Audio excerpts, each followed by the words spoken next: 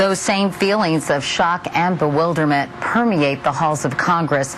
Earlier today, I sat down with 6 of Gabrielle Gifford's colleagues and listened to their congressional voices. I know that if anyone can pull through this, it's her. And I even talked to her husband a couple nights ago, and he was saying to me how he was telling the doctors that, wait and see, Gabby will be up and walking in 2 weeks, and I believe him. My first reaction was pure shock.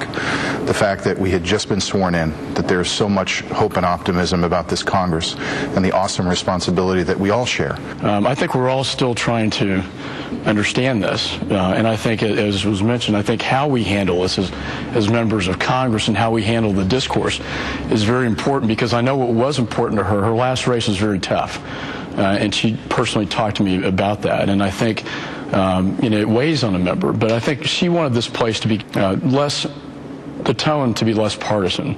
Will any of you change the way you conduct yourself on a day-to-day basis back in your districts, talking to constituents, putting yourself in a similar position?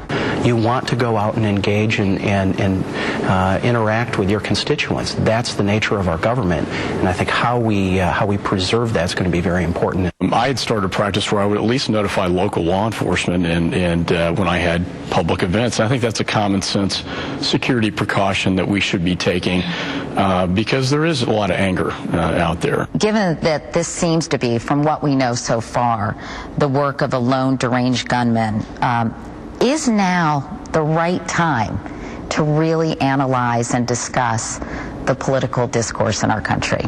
I think so. Look, I lived through the 50s and the 60s, and I can tell you, I've seen those eyes that I saw on TV last night and this morning.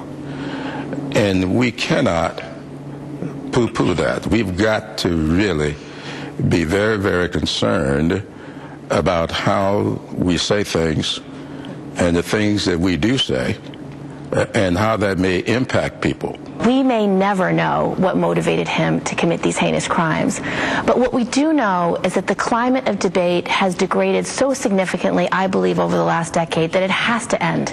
And whether this is the wake-up call or this is just the reason we're debating this issue now, it's important that we have this debate. Well, so there's a wound inflicted upon the nation right now that I think needs to heal, and I think what would be a real tribute to Gabby would be to look at the public discourse and how can we make it more civil. Let me read you something that was in a video released by Sarah Palin this morning. She said, quote, "Acts of monstrous criminality stand on their own. They begin and end with the criminals who commit them, not collectively with all the citizens of a state, not with those who listen to talk radio, not with maps of swing districts used by both sides of the aisle." What is your reaction to some of the things that were included in this video posted by Sarah Palin? I saw the video of what Ms. Palin said, and the part that you didn't read was where she suggested that the advocacy that we are all making on behalf of more civil discourse is like we're trying to extract a blood libel. Journalists and pundits should not manufacture a blood libel that serves only to incite the very hatred and violence that they purport to condemn. Let's remember that Gabby herself talked about just a few weeks ago the fact that individuals who shall remain nameless used violent images and words in her campaign, and she talked about how important it was that we dial it back. Do you think that's what she was doing, defending violent rhetoric?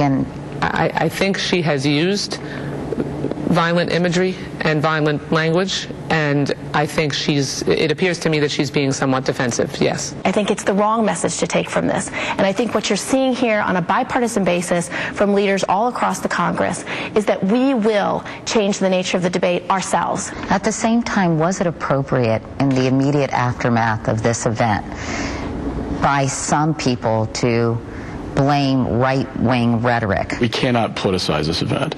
And my concern is that right off the bat that the arrows are starting to fly, and you see it on both sides of the aisle. And that I think is a great disappointment, and that's what we have to change up here. No one's blaming right-wing rhetoric, but that we all agree that the language and the tone and the tenor of our debate has gotten too intense, and that we need to lead by example. Congressman Clyburn, after this incident, you said, quote, "It seems like this gentleman was not satisfied with the way the election turned out." And you blame candidates like Sharon Angle for using incendiary language like finding Second Amendment remedies during her campaign. Do you think you spoke too soon? No, I don't. Gabby predicted something like this. She, in her own words, said to us a few months ago, in pointing out some of the symbolism, and words are symbols. And I think that we are responsible for what we say and the way we say it. I think there's been a general coarsening of society in political realm or outside the political realm. You look at the stuff that kids are watching on TV, the games that they're playing on the internet, all those different things. And that's a concern that I have had. After my daughter heard that, Gabby had been shot, the first thing she asked me was, Mommy, are you going to get shot? Does that mean you're going to get shot? And then I, did my best to reassure her, tell her, no, Mommy takes precautions. You've been to my meetings. We have, we take steps to make sure that we're all safe. But then the next thing she said to me was, and this is where you don't realize how closely they're watching, but Mommy, Florida's going to pass an immigration law like Arizona, and then people are going to be mad at you. They're paying attention. The civil discourse is very important because it's not just adults that this permeates. It's our children. What do you think Congresswoman Giffords would think of the debate that has unfolded in this country in the aftermath of these shootings? I'm positive that she will want a debate to move forward. I'm hoping that from this awful, horrific event, that the bright light that we will see is new leadership, a new level of discourse, and people actually coming together to do good things for America. These members of Congress had a lot to say, so we've posted more of that interview online at cbsnews.com.